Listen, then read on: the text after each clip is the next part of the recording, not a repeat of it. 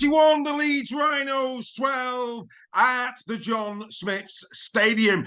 Huddersfield got out of the traps in this one like you just wouldn't believe, ladies and gentlemen. What an outstanding start from them. They just didn't give Leeds any time to settle whatsoever. Outstanding tries from the likes of Halsall, of course.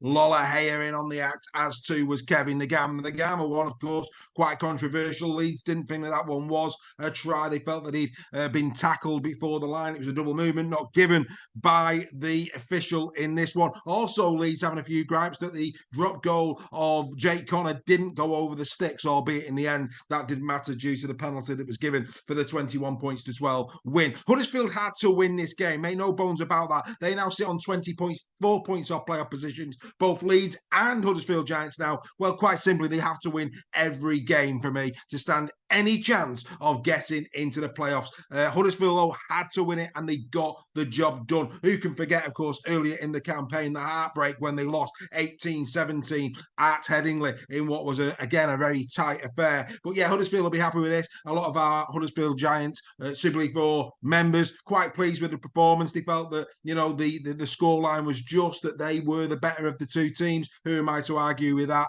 I also thought Luke Cooley's try was really nice. I think lovely little play, and you know, the ball back on the inside by Sam Walters, absolutely superb, really nice on the eye, that try, I have to say. Obviously, as you know, I keep my eye on Facebook, I keep my eye on the social media channels, and there's no doubt about it, the Leeds Rhinos fans are really disappointed with how their team have performed this season. Yes, of course, they've had in recent weeks the likes of Richie Marley now out for the season with that foot injury, Blake Austin snatched from under the nose of Rowan Smith. That doesn't help, of course, but when they announced the starting lineup for this game, they were very, very unhappy indeed. Luke Cooley at fullback, who, you know, let's be fair, he had a torrid time early in the season at OKR, but actually has come back and played pretty well. Weren't happy with that. They've never really been a fan of Durrell Olferts, albeit I think Olferts has not been a bad player in his Super League career. You know, he knows where the try line is, does Durrell, but he hasn't really settled at the Leeds Rhinos. Lewis Roberts and Harry Newman, of course, Newman just back from injury. Lewis Roberts, of course, you know, one of their up-and-coming players. Ash Handley on the wing, no issues with that. Reece Martin having to be played at standoff. Again, that's a real concern. Where's Jack Sinfield? There's a question for you.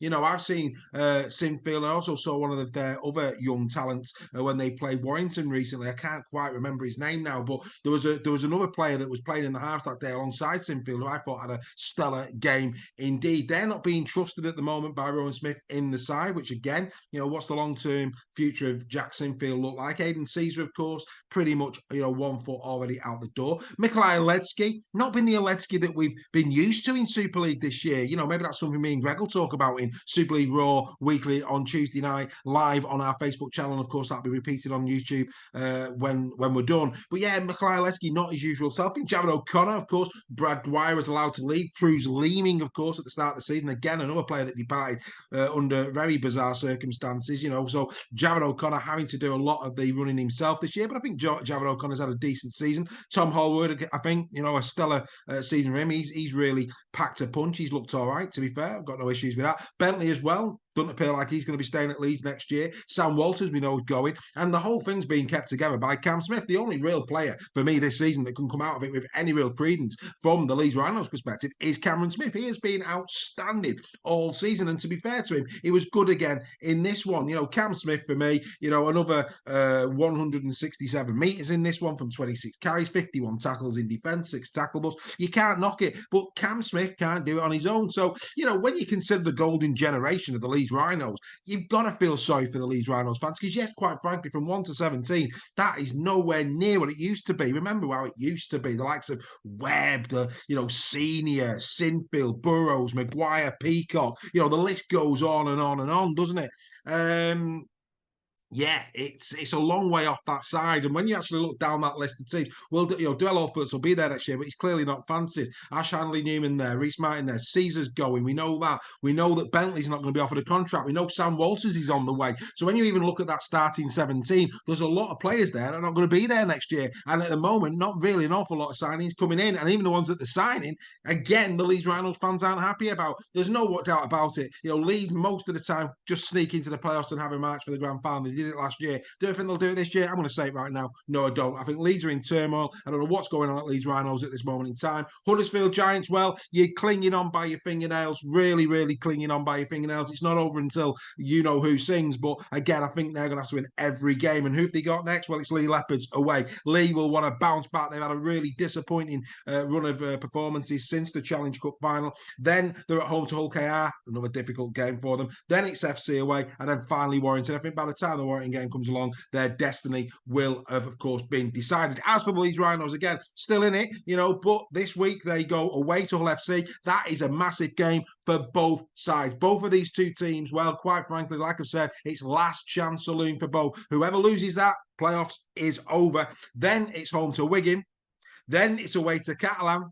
Then it's at home to Castleford. By the time Castleford comes around, I think, again, the Leeds Rhinos season could be over. This game, quite frankly, not a classic. Brilliant, display, certainly in the first 20, 25 minutes from the Huddersfield Giants. But all season long, Huddersfield have been good 1 minute, bad the next. Wouldn't surprise me if they went and got an absolute battering at Lee Leopards this week. But like I say, who'd be a rugby league supporter? Both of these two sides, and both of these sides' supporters probably got one eye already on the 2024 season. But yeah, there you go. Simple as. What can you say about that? Were you at the game? What were your thoughts on the game? What I would say is Leroy Cudjoe yet again having another fine game. Well done, Leroy.